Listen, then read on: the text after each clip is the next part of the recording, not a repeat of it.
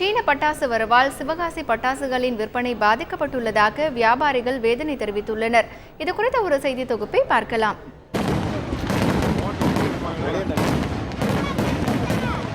குட்டி ஜப்பான் என்றழைக்கப்படும் சிவகாசி பட்டாசு உற்பத்தியில் ஒரு காலத்தில் கொடி கட்டி பறந்தது.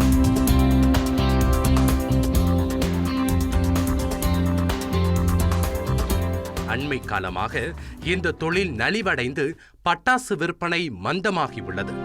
குறைந்த விலையில் கிடைக்கும் சீன பட்டாசுகளை வட மாநில வியாபாரிகள் அதிகமாக இறக்குமதி செய்வதே இதற்கு முக்கிய காரணம் என சிவகாசி பட்டாசு வியாபாரிகள் குமுறுகின்றனர். அதிகமாக நம்ம 75% அழிவு நடத்துறது எல்லாமே நார்த்து பக்கம்தான். அதுக்கு வரக்கூடிய வாய்ப்பு இன்னைக்கு குறைஞ்சிருச்சு. இந்த சைனா பட்டாசு உள்ளே வந்ததுனால நம்ம சரக்குக்கு டிமாண்டு கம்மியாயிருச்சு. அதனால பார்த்தீங்கன்னா இன்னைக்கு எல்லா இடத்துக்கும் பாதிப்பு. ஏன்னா சீன பட்டாசுகள் ஆபத்தானவை என கருதப்பட்டு அவற்றின் இறக்குமதிக்கு மத்திய அரசு தடை விதித்துள்ள போதிலும் வட மாநில மொத்த வியாபாரிகள் அத்துமீறி செயல்படுவதாக குற்றச்சாட்டு எழுந்துள்ளது. சீன பட்டாசுன்னு சொல்றாங்க, அதெல்லாம் பயங்கர ஆபத்தானது.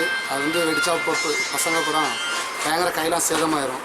அதனால சிவகாசி பட்டாசு தான் என்றைக்குமே சேஃப்டி. அதனால இதுக்கெல்லாம் ப்ரைஸை பார்த்தீங்கன்னா ரொம்ப கம்மி. நம்ம பக்கத்தில் இருந்து பார்க்கும்போது ரொம்ப ரொம்ப கம்மியாக தராங்க.